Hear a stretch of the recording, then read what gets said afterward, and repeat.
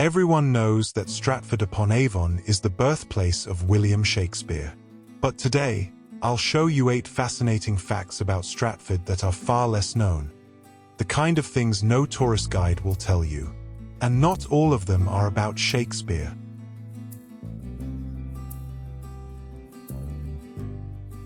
Number 1. Shakespeare's Birthplace. Why is it called the birthplace rather than the house where he was born?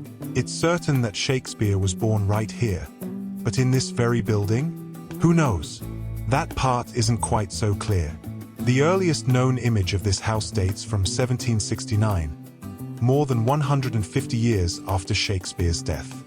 When the house looked like this at the end of the 19th century, it was restored to match the earliest known appearance.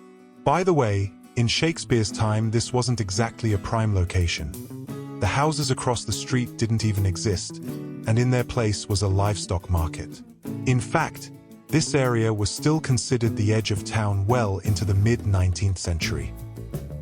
Number 2. Stratford Public Library. Although many visitors think this is an ancient building, it's actually quite modern.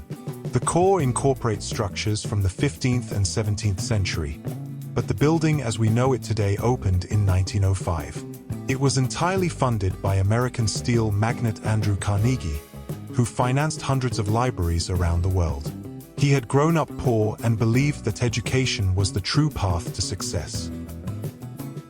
Stratford was chosen thanks to the influence of a once world-famous, but now almost forgotten, novelist named Marie Corelli. We'll talk more about her in a little while. Number 3. Marie Corelli. When the extravagant author of mystical novels, Marie Corelli, moved to Stratford in 1889, she was already wealthy and celebrated, selling more books than Charles Dickens, Rudyard Kipling, and H.G. Wells combined. Even Queen Victoria was among her admirers. She enjoyed her wealth, often gliding down the Avon River in a gondola, complete with a singing gondolier she had brought from Venice. But she also used her fortune for good. She helped restore historic buildings, gave lectures on local history, and generously supported local charities.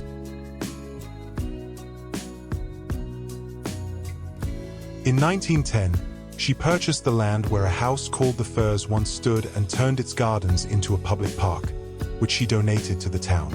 For her contributions, a statue of an angel was placed on her grave after her death. Number 4. Harvard House. Marie Corelli also played a key role in saving this beautiful Tudor building. It was built in 1569 by Thomas Rogers, a butcher whose grandson, John Harvard, would go on to give his name and his fortune to the world-famous Harvard University. When the house was on the brink of collapse in 1909, Corelli used her influence to persuade American millionaire Edward Morris to buy and restore it. He later donated it to Harvard University, which still owns the property today. Are you enjoying the video? So, in the meantime, before we move to the river, you can support us by sharing or liking. And most importantly, don't go anywhere, because at the end you will learn an interesting fact that very few people know. Number 5. Tramway Bridge. This busy footpath across the river was once part of one of the first railway lines in England.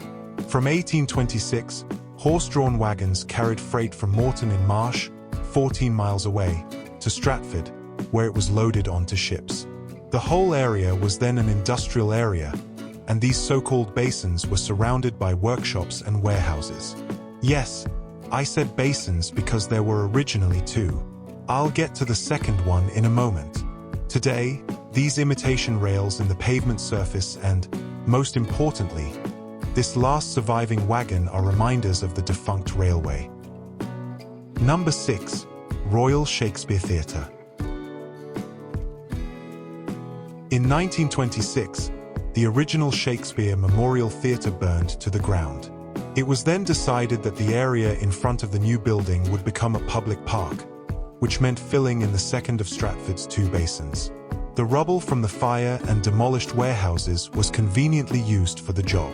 The new theatre opened in 1932 and was the first major public building in Britain designed by a woman, architect Elizabeth Scott. During the 2010 renovation, this viewing tower was added. The lift will take you to the top for free, and the views of Stratford are simply stunning.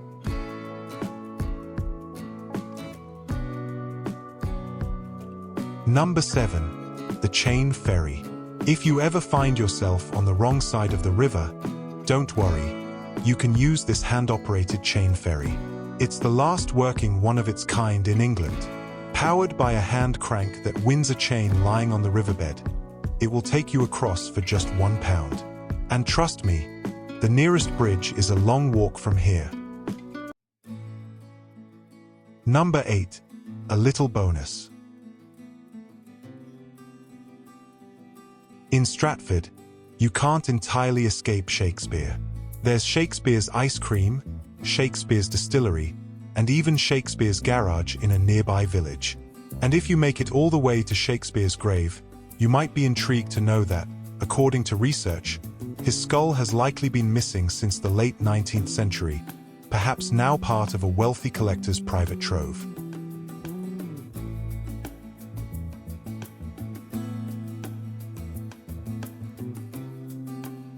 Interestingly, only a few portraits of Shakespeare survive, but this bust above his grave was created just a few years before his death, making it probably the most accurate likeness of him in his 50s.